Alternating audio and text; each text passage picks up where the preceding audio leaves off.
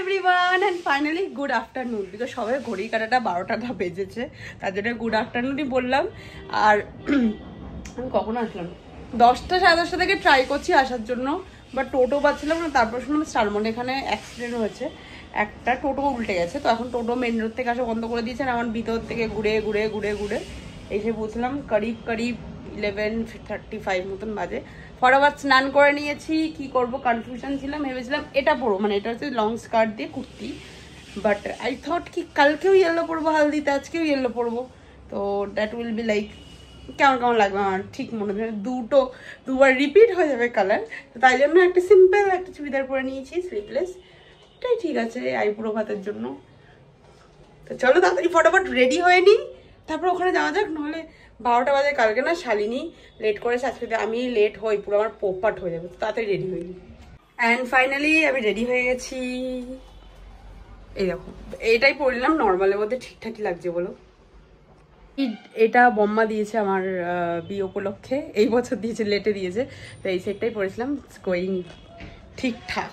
চলো let's go. And finally আমি চলে এসেছি, বাট যেটা ভয় ছিল যে শালিনী আগে আসবে কি, মানে শালিনী আগে চলে আসবে নাকি, আনফর্চুনেটলি শালিনী এখনো আসেনি, আর আমি এবারও ফার্স্ট চলে এসেছি। আর আমাকে বলেছিল আমি ও নাকি 11:30টার মতো চলে আসবে, আমি 12:30টায় এসেছি, তার জন্য একটা ভয় ছিল। আমি চলে এসেছি, আর অ্যাজ ইউজুয়াল আমি এখন ঝাড় খাবো না, আর খাবে শালিনী। এখনো রেডি হচ্ছেই।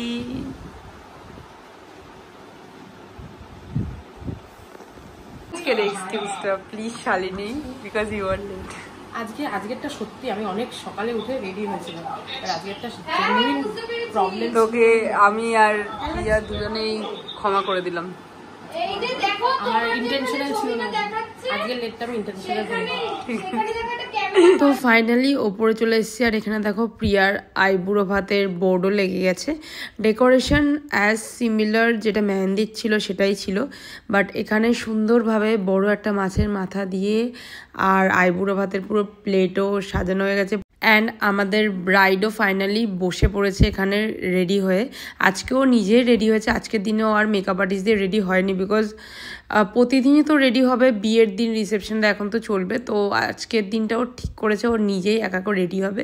এখানে আঙ্কেল আন্টি মানে প্রিয়ার মা বাবা দুজন মিলে আশীর্বাদ করছে, আর তার সাথে ফটো সেশনও হয়ে যাচ্ছে আর কি, একটু লম্বা ফটো সেশন, বিকজ ভিডিও হবে, ফটো হবে, তার জন্য।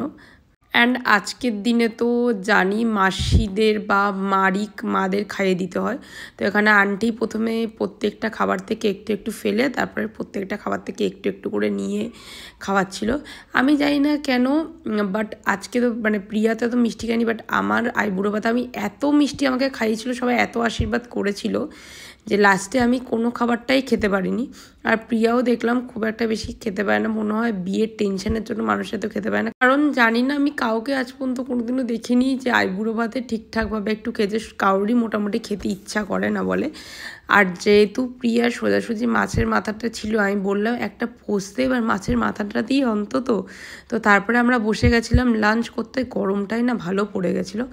ডাল বেগুনি একদম সিম্পল ছিল ডালটা, আর তার সাথে ফুলকপি আলু কড়াইশুঁটি দিয়ে তরকারি। ফুলকপি আমার খুব ফেভারিট একটা ভেজিটেবলের মধ্যে পড়ে। অ্যান্ড দেন ছিল পাবদা, আর মিষ্টি তো আমি খাইনি। আইবুড়ো ভাতের প্যাক আপ হচ্ছে বিকেল 5টার সময়, আমরা খুব সুন্দর ছবি তুলেছি। বল এটা ব্যাক সাইডে, এখন আমরা ওটা ব্রাইডের থেকে বেশি হয়নি, এটা এখন আমরা ব্যাক সাইডে ব্রাইডের ফটোশ্যুট হচ্ছে, একটা ছবি তুলে তারপরে আমরা রেস্ট নেব কালকের জন্য, হালদি পার্টির জন্য।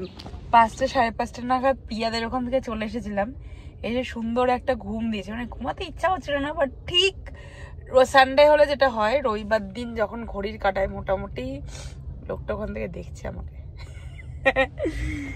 ঘড়ির কাটায় ঠিক যখন মোটামুটি ওই 6টা সাড়ে 6টা, হ্যাঁ করিব 6টা সাড়ে 6টা, ঠিক তখন থেকেই ঘুমটা আসে। 1 ঘন্টা মতন ঘুমিয়েছি। অ্যান্ড আমার ফেভারিট ডেস্টিনেশনে ফুচকা খেতে গেছিলাম, যেটা আমি করি সানডেতে। আর এখন যাচ্ছি টিকলি বানাতে দিতে, বিকজ আমার খুব ইচ্ছে হচ্ছে আমি একটু ফুলের টিকলি পরবো এখানটায়, কালকে ইয়েলো শাড়ি পরবো প্রিয়ার হালদিতে।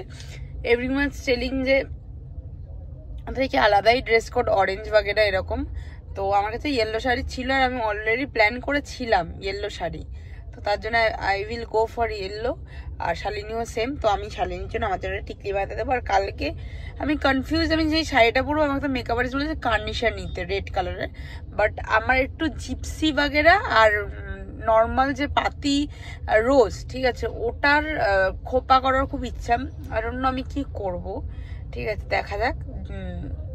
সত্যি আমি জানি না। আর প্রিয়া বলছিল ওর কি জানো পাপড়ি লাগবে ফুলের, গোলাপ ফুলের, তো ওই পাপড়িটাই নেব। পেয়ে যাবো, হ্যাঁ ওখানে পেয়ে যাবো, এই কেজি দরে ওদের বিক্রি হয়। এটাই করবো। আপাতত আমি জ্যামে দাঁড়িয়েছি কারণ এখানে ব্রিজটা অনেক সরু আর ও পাশ দিক থেকে কিছু একটা গাড়ি আসছে, আমি ঠিক বুঝতে পারছি না, টুবাই ব্যাপারটা দেখতে গেছে তার জন্য। তো আপাতত চলো দেখি টিকলিটা বানানো যায়, কেমন টিকলি বানায়।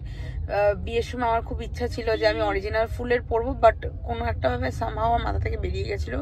অ্যান্ড সেকেন্ড অফ অল আমার যে ইভেন্ট ম্যানেজমেন্ট সে বললো যে এখন বেশিরভাগ মানে ডুপ্লিকেট বালাগুলোই পড়ছে যেগুলো প্লাস্টিকের, তো আমি ওটাই পরেছিলাম। আর দেখো যেটা হয়ে গেছে ওটা হয়ে গেছে, সেটা নিয়ে আর কিছু ভেবে লাভ নেই। ইয়ারিং পরেনি, কানের দুল, টিকলি আর কোমরে ওটা পেয়েছে, যেটা হয়ে গেছে তো হয়ে গেছে। এখন আর নতুন করে তো বিয়ে করতে পারবো না, তো চেষ্টা আছে আবার যে নতুন করে যদি গায়ে হালদি টালদি করতে হয় তাহলে মিস্টেকগুলো, সবার বিয়েতে কোনো কোনো মিস্টেক থাকেই। অ্যান্ড ফাইনালি সবাই বিয়ের পর ভাবে যে ইস আমার যদি একটা চান্স থাকে তাহলে এটাকে একটু ঠিকঠাক করতে পারতাম, বাট আলটিমেটলি ওরকম করে বিয়েটা হয় না। তো হ্যাঁ যাই হোক, এখন টিকলি বানাতে যাওয়া যাক, এসে তোমাদেরকে অবশ্যই দেখাবো টিকলিটা কেমন হয়েছে দেখতে।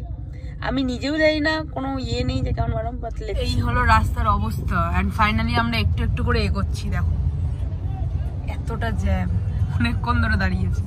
অ্যান্ড ফাইনালি আমরা বেরোচ্ছি। আমাদের স্যার সবকিছু সলভ করে এসছে দাঁড়িয়ে থেকে, তাই আমরা এতটা এগোতে পারছি।